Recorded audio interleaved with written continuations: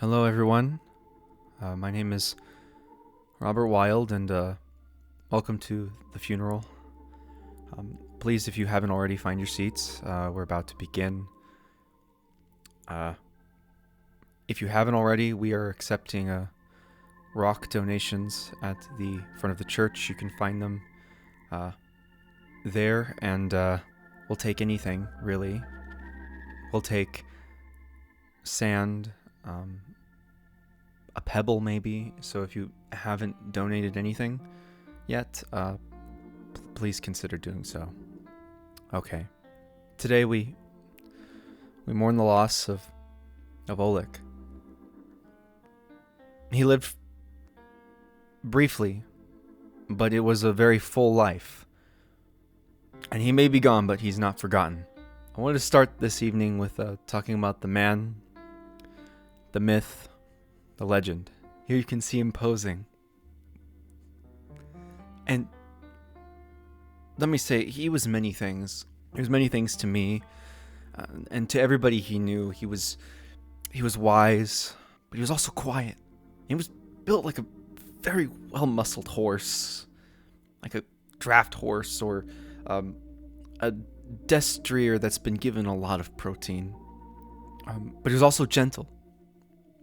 He could probably pet a very small rodent and not frighten it.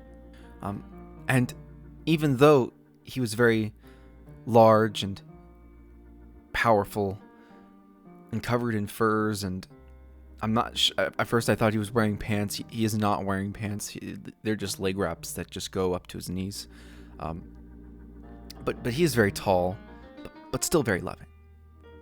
And very quiet and gentle. A gentle giant of a man. And even though he didn't wear a shirt, which intimidated every person that he ever saw, but his shoes were covered. Matter of fact, I couldn't tell you what they were. Be them, galoshes or Crocs, Tims. Those are Timberland. Those are Timberlands. For any of you who may not know what those are. But he's also bald. And as we've seen, those who are the strongest in the party are usually bald. Very, very, very, very bald. I'm not sure what the correlation is on that, but he was known for it. Everybody could see it. What mattered most to him in life is important, because those are what drove him when he was with us. And while he was a fan of many things, these are just a few of the things that he really enjoyed in life. He really liked rocks. I mean, he just really liked rocks. I would dare say he was a fan of rocks. Which, if you have not donated a rock, you can find that at the donation bin at the front of the church. Like I said, we'll take anything. We'll take a little bit of pocket sand, a pebble, a piece of quartz maybe that you found on the road. We'll even take asphalt. No liquids of any kind. It has to be rock, but sand is okay. Yeah, if you have sand, then sand is fine. You really like kids. I mean, of all the people in the village that he got along with, the kids who were brutally murdered by that dragon, the dragon that he helped slay, it was the kids he got along with. It was the kids that I think he fought for the most, because he himself was a child at heart. He probably would have played the Nintendo 64 Mario if given the chance. I don't think he would have speedrun it, but he would have been a fan. I'm not so sure about Super Mario Sunshine. But he really loved the kids. And it's sad that his children here in the audience have to see their father now gone to the great Genaria in the sky. He also liked blankets. He wore a blanket once, but He's the kind of man that displays his splendor, and that sort of splendor cannot be contained by a shirt or the occasional graphic tee. But if he did feel the need to place something other than the burden of the group on his shoulders, it was always a blanket. He talked to Kimberly for the first time in a blanket. Blankets they're very special to him. If you have a blanket to donate, please also put it into the rock bin at the front of the church. We will take anything, even scraps of cloth, a piece of leather, maybe anything that would be considered a blanket. We can do that. But most importantly, he loved Kimberly. He really loved Kimberly. Kimberly was his one true love. He would have done anything. He moved a few people. He threw them across a clearing. He stopped the gaping maw of a ferocious lizard, which is not an easy task. And he would do anything for Kimberly. He would stop armies of orcs, of hanglings. I still have no idea what a hangling is, but he would do it for Kimberly. He may even harm a child. What a moving sight that would be to behold. He was also a team player in the group. He would do everything. He would beat up orcs. The camera would flail around and miss the action of all the other characters, but Olick is so amazing. He is like a beacon of action in a whirlwind of poor cinematography. He was the backbone of the group. He helped make sure everyone was fed and respected, even when he never got respect in the end. He always made sure that people were happy, while everyone else was, making out in the rain and just sort of sitting out in some grass, talking about things that didn't matter. Olick was consoling people. He was giving advice, speaking only when he needed to, but he never asked for a leadership position. He never asked to be the leader. He never asked to be anything short of himself. That's the kind of guy he was. It's the kind of man he was. And these are just a few of the highlights of his life as we can see them. Here in the left-hand corner, you can see him embracing his love, Kimberly, who has just been completely emotionally devastated by the orcs or orc-like creatures.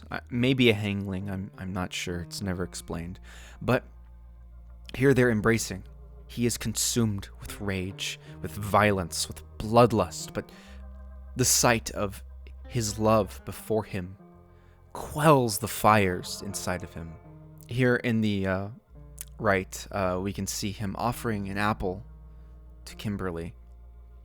An apple that was formerly owned by those two stupid dudes.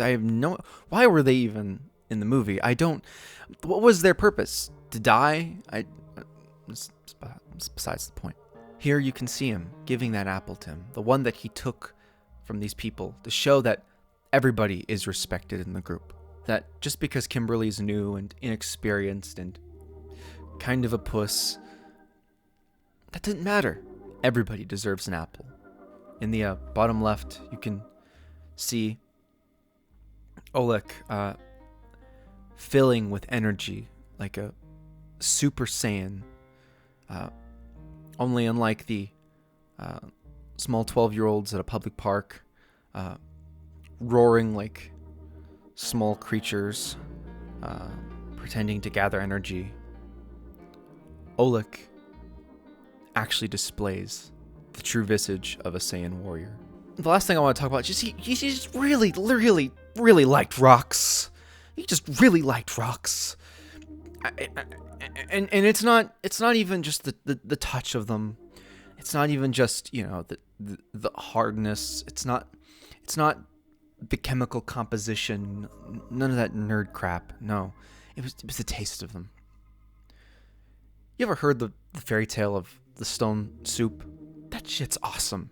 I don't know if Gordon Ramsay has made a video on rock soup yet, but they're just really good. You have all kinds of flavors that he was a big fan of. He liked normal generic stones, the kind that you'd see in Rust.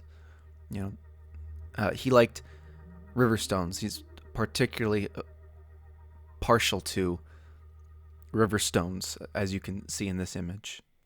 But he also liked the little pink ones. I don't know what they're called, but he really liked them. It's not Himalayan sea salt. That's not right. It's the pink rocks. The rocks that are just rocks but pink. He just really loved rocks. Once again, donations are open at the front of the church if you're wanting to give away any pink rocks that you may have in your purse or your pocket, or perhaps in the small wallet that has your phone in it. Alternatively, if you leave your debit cards, any credit cards, cash, that also be accepted. I know they're not really rocks or blankets, but they could be considered blankets. So I'll accept them. I'm just saying. R.I.P. Olick. Let him rest in peace. He was taken away too early by the callous writing of Stefan Shemek and all the other people involved with this project. May he sail on the ships of the Black Pearl. May he live a life in better movies. He's Thanos, doing good work in other places. I wrote a song. I just want to share it with you. So please, enjoy. I can't play keyboard, so we're just gonna have to roll with it. Olick! Ooh, I didn't see you cry. I don't really think you cried at all during the movie. Carry on. You got eaten by a dragon. Why did you have to go, Olick? Why did you have to go? What? This whole time, I've displayed complete composure, but deep down inside, much like a stale coffee cake from Starbucks, I'm crumbling inside. I'm crumbling, breaking down.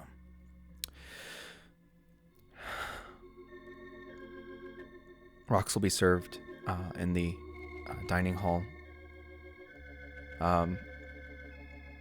Please help yourself to the pink rocks. They are fresh.